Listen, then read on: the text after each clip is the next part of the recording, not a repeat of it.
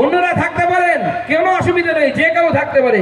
কিন্তু আমার প্রশ্ন, বাঙালি হিন্দুর জন্য যে পশ্চিমবঙ্গ তৈরি হয়েছিল, সেই পশ্চিমবঙ্গে যদি বাঙালি হিন্দু মূর্তি তৈরি করার জন্য যদি খুন হতে হয়, তাহলে হিন্দুরা আগামী দিনে যাবে কোথায়? আমরা কি উড়িষ্যায় পালাবো, না মধ্যপ্রদেশে পালাবো, না বিহারে পালাবো, নাকি মেরুদণ্ড সোজা করে লড়াই করবেন সেই জায়গায় পৌঁছতে চান?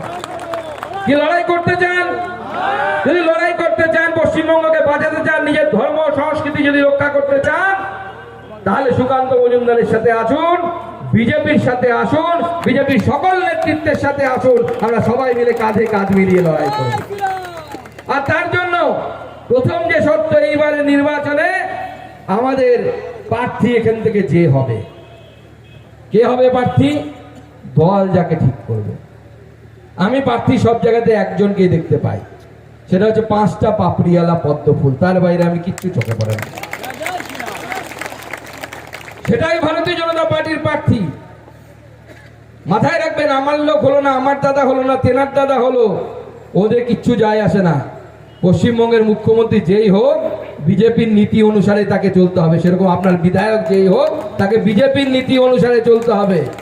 বিজেপির কর্মীরা যেরকম চাইবে সেরকম আপনার বিধায়ককে চলতে হবে, যেরকম আপনারা চাইবেন সেরকম আপনাদের সাংসদকে চলতে হবে। এটাই ভারতীয় জনতা পার্টির নীতি। সেই জন্য সবাই মিলে কাঁধে কাঁধ মিলিয়ে লড়াই করুন, এই পশ্চিমবঙ্গকে রক্ষার লড়াই। যে পশ্চিমবঙ্গকে রক্ষার লড়াই নিয়ে আমরা এখানে এগিয়ে এসেছি।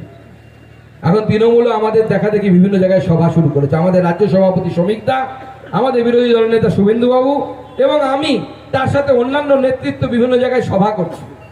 তৃণমূলের ভাইপো, চেনেন তো ভাইপোকে? হ্যাঁ হ্যাঁ, সবাই বলছে চোর চোর চোর, আমি বলছি না, জনতা বলছে চোর। সে কালকে এরকম একটা মঞ্চ বানিয়েছে, এর থেকে বড় মঞ্চ। আর এই যে মাঝখানে যে রাস্তাটা, এখানে একটা বড় র্যাম্প বানিয়েছে, এটা ফ্যাশন শো হচ্ছে, তার মধ্যে হাঁটতে হাঁটতে যাচ্ছে। বডি বিল্ডিং করে বডি বানিয়েছে, কাজ নেই, কি করবে? কাজ নেই তো খই ভাত, নাই কাজ তো খই ভাত। সে র্যাম্পে হাঁটতে হাঁটতে যাচ্ছে আর বলছে, সেখানে গিয়ে বড় বড় জ্ঞানের কথা বলছে, সুকান্ত মজুমদার এই করেছে, অমুক করেছে, তমুক করেছে। আর 3টে লোককে নিয়ে এসছে, বলছে দেখুন এদেরকে নাকি নির্বাচন কমিশন মৃত বলেছে। আমি ভাইপোকে বলতে চাই, আপনি তো 12-এর বেশি পড়াশুনো করেননি, অঙ্কটা হয়তো ভুলে গেছেন। এই রাজ্যে নির্বাচন কমিশন 24 লক্ষ মৃত ভোটারের নাম বাদ দিয়েছে। আপনি মঞ্চে তুললেন কাকে? 3 জনকে। শতকরা অঙ্ক ছোটবেলায় আমরা সবাই করেছি। 3কে 24 লক্ষ দিয়ে ভাগ দিন, 100 দিয়ে গুণ করুন। আপনাকে হিসাবটা শিখিয়ে দিচ্ছি, ভুলে গেছেন হয়তো। ইংলিশ মিডিয়াম স্কুলে পড়াশোনা করেছেন তো, কতটা ভালো করেছেন জানি না। এটা পার্সেন্টেজ, অর্থাৎ শতকরা করলে পাড়ায় বেরোয় 0.0000125, মানে 24 লক্ষে 3 জন শতকরা এত। আপনি সেটা দেখিয়ে বলছেন ভুল আছে। আরে আমি তো বলছি অভিষেক বন্দ্যোপাধ্যায়কে এক পাতা বাংলায় একটা দরখাস্ত লিখতে বলুন, এর থেকে বেশি পার্সেন্টেজে বানান ভুল করবে বেটা, ওটাও ঠিক মতো লিখতে পারবে না, সেই ক্ষমতা নেই। করছি এখান থেকে ভালো দেখা যাচ্ছে না, তাই না? এই পারের লোকেরা দেখতে পাচ্ছে না, তাই তো? তো বিজয় সংকল্প সভার মানে কি? আমরা জয় করতে চাই। কি জয় করতে চাই? এই পশ্চিমবঙ্গ, যে পশ্চিমবঙ্গকে মমতা বন্দ্যোপাধ্যায় এবং তার দলবল দ্বিতীয় বাংলাদেশ বানানোর পরিকল্পনা করছে। আজকেই দিল্লি থেকে 2টো চ্যানেল আমার হিন্দিতে এবং ইংরেজিতে ফোনও নিল, মানে ফোনে যে বাইক নেয়। কি বলছে? বাংলাদেশের ছেলে খোকন চন্দ্র দাস, তাকে ঘরের মধ্যে জ্যান্ত জ্বালিয়ে পুড়িয়ে মেরে দেওয়া হয়েছে। দোষ কি তার? দোষ তার একটাই, তার মা গালায় কাঠের মালা পরতো, স্ত্রী মাথায় সিঁদুর পরতো, সন্ধেবেলা হলে তুলসী তলায় প্রদীপ জ্বালাতো। কিছুদিন আগে দীপুচন্দ্র দাস, তাকেও তাই করা হলো। কি তার দোষ ছিল? সে নাকি কোনো একটি ধর্মের অবমাননা করেছে, সেই অজুহাতে তাকে গণধোলাই করা হলো। পুলিশ জনতার হাতে তুলে দিল। গণধোলাই করার পর গলায় দড়ি টাঙিয়ে গাছের সাথে ঝুলিয়ে দেওয়া হলো। বডিটা নড়ছে, তখনও ঠোঁটটা কাঁপছে, চোখের পাতাটা টিপটিপ করছে, অর্থাৎ জ্যান্ত আছে। সেই সময় কেরোসিন তেল পেট্রোল দিয়ে আগুন জ্বালিয়ে দেওয়া হলো। দোষ কি তার? একটাই দোষ, তার দোষ হচ্ছে হিন্দু। হিন্দু হওয়া কি কোনো দোষের? আপনাদের কি মনে হয় কোনো দোষের? আজকে বাংলাদেশে এই পরিস্থিতি তৈরি হচ্ছে, আপনারা বলছেন সুকান্ত দা এ তো বাংলাদেশের খবর, আপনি এখানে বলছেন কেন? তাহলে আপনাদেরকে স্মরণ করিয়ে দিই কয়েক মাস আগের কথা, যখন মুর্শিদাবাদে শামশেরগঞ্জে ওয়াকফ আইন পাশ নিয়ে তখন এই ধরনের আন্দোলন চলছিল। মুর্শিদাবাদের শামশেরগঞ্জ হরগোবিন্দ দাস তার ছেলে চন্দন দাস বাড়ির সামনে পাশের বাড়ির কাকু কুপিয়ে মেরে দিল। চোখের সামনে তার মা দেখেছে ছেলেকে কুপাতে, স্ত্রী দেখেছে স্বামীকে কোপাতে। পালিয়ে গিয়ে অন্য রাজ্যে গিয়ে আশ্রয় নিয়েছিল, বাঁচাতে পারেনি নিজের স্বামীকে, নিজের পুত্রকে। পুলিশের আসতে কতক্ষণ সময় লেগেছিল মমতা বন্দ্যোপাধ্যায়ের পুলিশের আসতে? মাত্র 4 থেকে 5 ঘন্টা। মাত্র 4 থেকে 5 ঘন্টা রক্তক্ষরণ, রক্ত বেরিয়ে যাচ্ছে একের পর এক। চন্দন দাস, হরগোবিন্দ দাস কাতরাচ্ছে। দোষ তাদের কি ছিল? তারা শুধুমাত্র মা কালী, মা দুর্গার মূর্তি বানাতে। কি বলে, এখানে আসার সময় দেখলাম অনেকে মূর্তি বানানোর কাজ করে, আছে কিনা? আমরা বলি মূর্তিকার, মৃৎশিল্পী, এক একজন এক এক নামে ডাকে। এটাই তাদের দোষ ছিল। তারা বিজেপি করতো না, তারা আরএসএস করতো না, বিশ্ব হিন্দু পরিষদ করতো না, মাথায় গেরুয়া ফেটি বলে জয় শ্রীরাম তারা বলেনি। কংগ্রেসের সদস্য ছিল, সিপিএম এর সদস্য ছিল, সেকুলার ছিল। আজকে মুর্শিদাবাদ আর বাংলাদেশ কি মিল দেখতে পাচ্ছেন না? পাচ্ছেন না। যদি মিল দেখতে পান তাহলে আগামী প্রজন্মের জন্য সজাগ হন। আমি সেই জন্য এসেছি, কারণ আমি অনেক আগেই ডাকটা শুনতে পেরেছি। সুকান্ত মজুমদার নেতা শখে হতে আসেনি। ইউনিভার্সিটিতে পড়াতাম, প্রচুর মাইনে, একজন ইউনিভার্সিটি প্রফেসরের যেরকম হয়, সায়েন্সের টিচার, এসি ল্যাব, ওই ল্যাবে আমি রাজা, বিরাট ঘর নিয়ে 5টা স্টুডেন্ট, যা বলবো বললে পাও টিপে দেবে, এরকম অবস্থা। কারণ আমার তাদের ভাগ্য আমাদের হাতে থাকে। সেই সুখের জিনিস ছেড়ে, জীবন ছেড়ে এই রাস্তায় এসেছি, রোদে তাপছি, পরিবারের সাথে মাসের পর মাস দেখা হয় না, বাচ্চাদের মুখ দেখতে পাই না। কিসের জন্য? উদ্দেশ্য একটা, এই পশ্চিমবঙ্গকে বাঁচাতে হবে, এটাকে বাংলাদেশ তৈরি করে দেওয়া যাবে। মনে রাখবেন, এই উদ্দেশ্য নিয়ে আমাদের লড়াই। আমাদের লড়াই শুধু ওই লাল বাড়ির দখল বা নীল বাড়ির দখল নেওয়া নয়, এই পশ্চিমবঙ্গকে রক্ষা করার লড়াই। এই পশ্চিমবঙ্গকে রক্ষা করতে হবে, দায়টা আমাদের। বলুন কেন দায় আমাদের? ইতিহাস মনে রাখতে হবে বন্ধুগণ। আমি যখন আসছিলাম, আমার আগে সম্ভবত কেউ বক্তব্য রাখছিলেন আপনাদের এই মঞ্চ থেকে। সেই ইতিহাস উনি বলছিলেন, অল্প করে বলেছেন। 1946 সাল, এই গোটা ভারতবর্ষে তখন কোন অংশটা পাকিস্তান হবে, কোন অংশটা পশ্চিমবঙ্গ হবে, কোন অংশটা ভারতবর্ষ হবে, তা নিয়ে তখন ভোটাভুটি চলছে। সেই সময় যেহেতু ঠিক হয়েছিল হিন্দু বহুল এলাকা হিন্দুস্তানে থাকবে, মুসলিম বহুল এলাকা পাকিস্তানে যাবে, কি করলেন? পুরো বাংলা, তখন যে বঙ্গপ্রদেশ অর্থাৎ এখনকার বাংলাদেশ আর বর্তমানের যে পশ্চিমবঙ্গ, এই দুটো মিলে যে বঙ্গপ্রদেশ, সেখানে মুসলিমরা সংখ্যাগরিষ্ঠতা ছিল। স্বাভাবিকভাবে গোটা বঙ্গ, ইউনাইটেড বেঙ্গল ইংরেজিতে যাকে বলে, সেই ইউনাইটেড বেঙ্গল সেটা বাংলাদেশে অর্থাৎ পূর্ব পাকিস্তানে যাবার কথা। ডক্টর শ্যামাপ্রসাদ মুখার্জি বললেন না, হতে পারে না। যদি পুরো বাংলায়, যদি কলকাতা যদি বাংলাদেশে অর্থাৎ পূর্ব পাকিস্তানে চলে যায়, বাঙালি হিন্দুর কি হবে? ঘাটালের লোকেদের কি হবে? দাসপুরের লোকেদের কি হবে? এরা কোথায় যাবে? তার সাথে সুনীতি কুমার চট্টোপাধ্যায়, মেঘনাথ সাহা, বিজ্ঞানী যাদের নাম আমরা বইয়ে পড়েছি, তারা সবাই আন্দোলনে নামলেন। পশ্চিমবঙ্গ নামক একটা নতুন বাচ্চার জন্ম হলো, একটা রাজ্যের জন্ম হলো। কিন্তু আর কি চুরি করবেন ওখান থেকে? বালি চুরি করে নদীগুলো শেষ, নদীতে হরপা বান আসছে, নদী শেষ, নদীর বাঁধ শেষ, পাথর শেষ। এখানে কি চুরি করে তৃণমূলের নেতারা? মাটি। হ্যাঁ, আমরা ছোটবেলায় পড়তাম, ছোটবেলায় জীবন বিজ্ঞান, আপনারাও নিশ্চয়ই পড়েছেন স্কুলে। হ্যাঁ, আমরা পড়তাম তৃণভোজী প্রাণী হয় আর মাংসাশী প্রাণী হয়, তাই তো? আর মানুষকে বলা হয় সর্বভুক প্রাণী, মানুষ সব খায়। কিন্তু মানুষেরও ভাগে, মানুষ বালি, ইট, সিমেন্ট, পায়খানা এগুলো খায় না। তৃণমূল হচ্ছে এমন প্রথম মানব প্রজাতি, তারা পায়খানা থেকে বাড়ি সব খেয়ে হজম করতে পারে। এটা কোনো মনুষ্য প্রজাতি পারে না, একমাত্র তৃণমূল কংগ্রেস এটা করতে পারে। সেই জন্য তারা সব কিছু খাচ্ছে। আজকে অবাক হয়ে যাচ্ছি আমরা।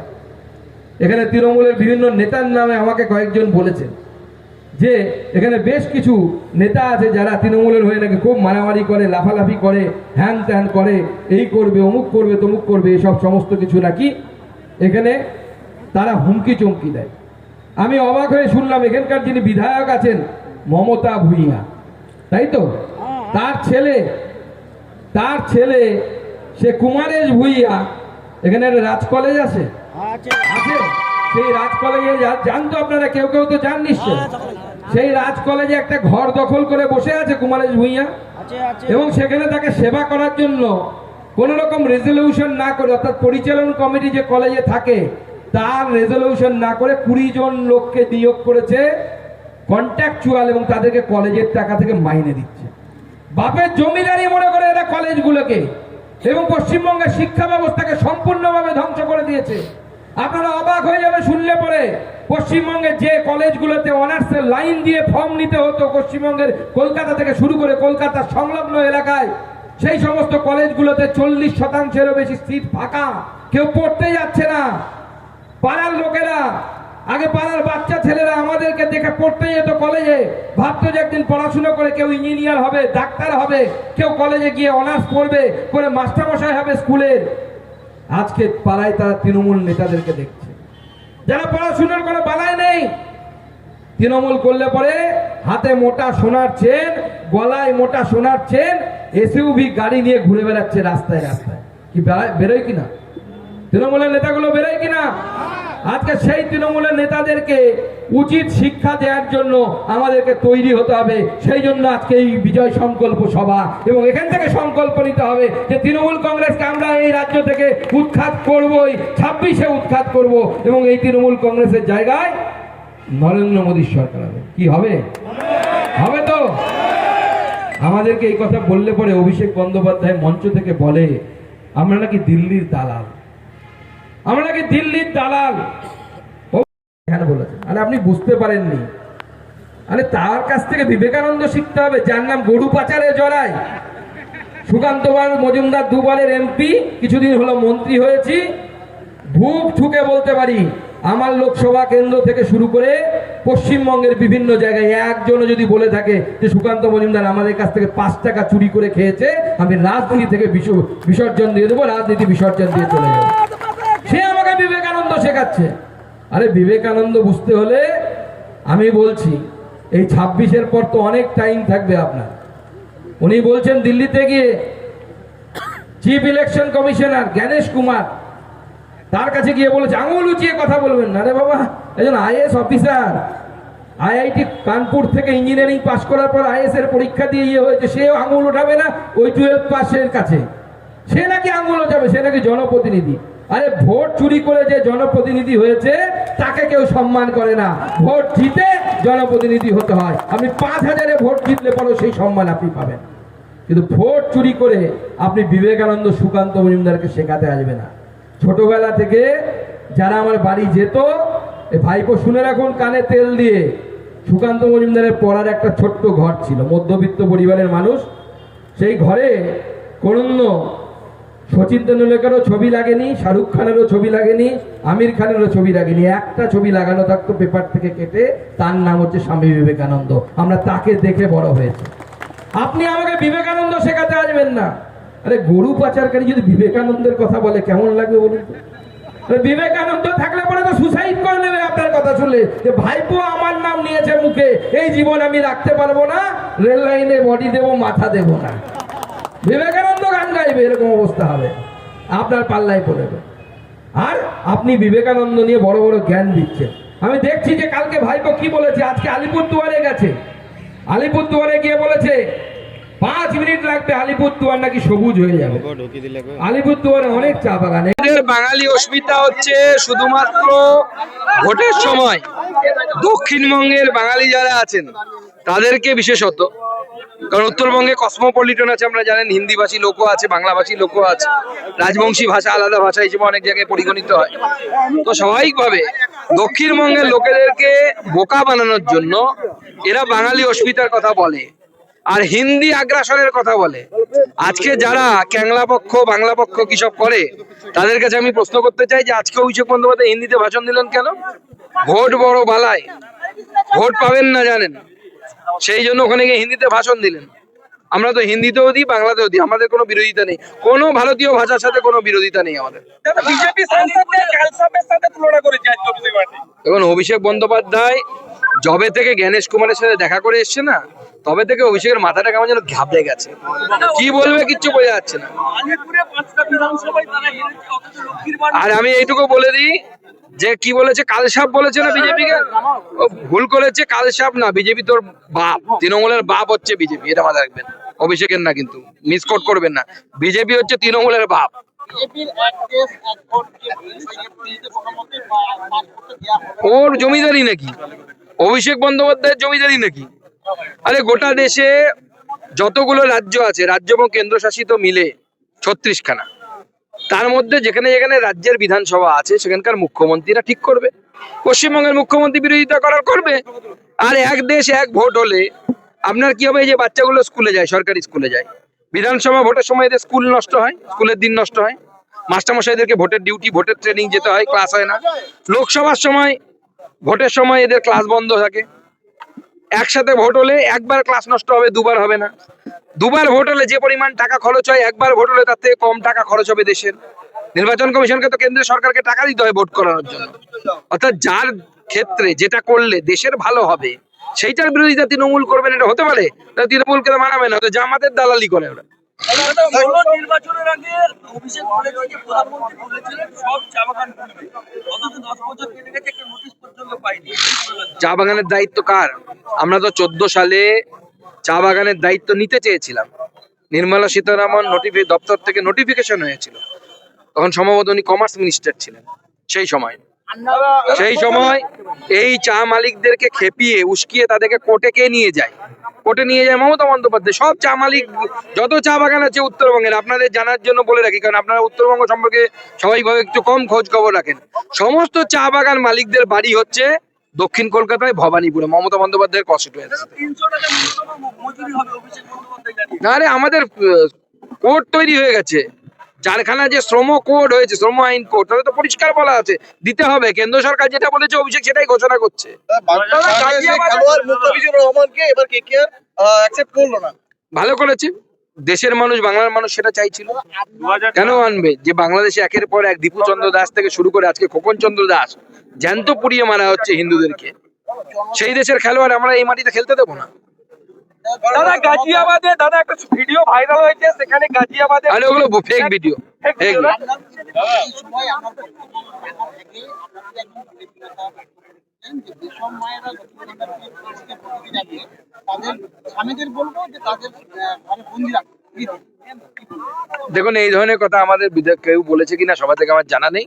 প্রথম কথা হচ্ছে, আমরা স্পষ্ট করেছি আমাদের বিজেপির সরকার এলেও লক্ষ্মীর ভান্ডার থাকবে, তার নাম হয়তো অন্নপূর্ণা ভান্ডার বা অন্য কিছু হতে পারে, সেটা আমরা ঠিক করব। কিন্তু এটা ঠিক আছে যে তৃণমূল যে টাকার প্রতিশ্রুতি দেবে তার থেকে বেশি টাকা আমরা লক্ষ্মীর ভান্ডারে দেব, তার সাথে তাদের স্বামীদের কর্মসংস্থানের ব্যবস্থাও এখানে করব।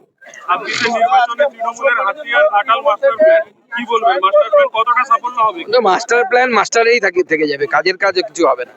হয়েছে কিছুই তো হয়নি এখনো পর্যন্ত। দুয়ারে জনতা দরবার ও সব ড্রামাবাজি, লোককে সাজিয়ে নিয়েছে, ওগুলো করা। উত্তর দিতে পারবে যে আপনার স্ত্রীর অ্যাকাউন্টে, লালার অ্যাকাউন্ট থেকে কত টাকা গেছিল? ওটা কিসের টাকা ছিল? ম্যাসাজ পার্লারের টাকা, না বিউটি পার্লারের টাকা, না গরু পাচারের টাকা? বাংলায় বিজেপি হারার পর সব প্রকল্পের টাকা বন্ধ করে দেয়, আর আলিপুরদুয়ারে সব আসন হারার পরেও এখানে বাংলার সব তৃণমূল দিচ্ছে। কি বলবো? দেখুন, কোনো টাকা বন্ধ হয়নি, আমরা পরিষ্কার বলেছি আমরা টাকা দিতে চাই। শুধু তাই নয়, 100 দিন, যেটা 100 দিনের কাজ ছিল সেটাকে আমরা 125 দিন করেছি। বিজেপির সরকার হলে এটা আমরা ডবল করব, 200 দিন করব। শুধু তাই নয়, আমরা শুধু এটুকুই বলেছি, যারা চুরি করেছে, তৃণমূলও স্বীকার করেছে যে চুরি হয়েছে, তাদের বিরুদ্ধে এফআইআর করুন আপনারা, আমরা টাকা দিয়ে দেবো সঙ্গে সঙ্গে। কেন এফআইআর হবে না সেই ভিডিওর এগেন্স্টে? কেন এফআইআর হবে না সেই পঞ্চায়েত সদস্য, পঞ্চায়েতের প্রধানের এগেন্স্টে যারা টাকা চুরি করেছে? তো জনগণের টাকা, আমি যদি চুরি করি কারো টাকা, আমার এগেন্স্টে এফআইআর হবে না? তাই হয় নাকি কোনো? তৃণমূল নেত্রী বসুন্ধরা যে দৌড়, আজকে আবার কংগ্রেসে জয়েন করলেন, কোনটা? দেখুন, মালদা মুর্শিদাবাদে তৃণমূল কংগ্রেস পুরো ভ্যানিশ। অভিষেক বন্দ্যোপাধ্যায় দিল্লিতে বলে আসছেন না ভ্যানিশ কুমার, অভিষেক বন্দ্যোপাধ্যায় এরপরে ভ্যানিশ ব্যানার্জি হয়ে যাবে। বাংলাদেশে ফের হিন্দুর উপর অত্যাচার, ব্যবসায়ী বন্ধ, ঢাকার একটি হাসপাতালে বলে দিয়েছি, চলুন।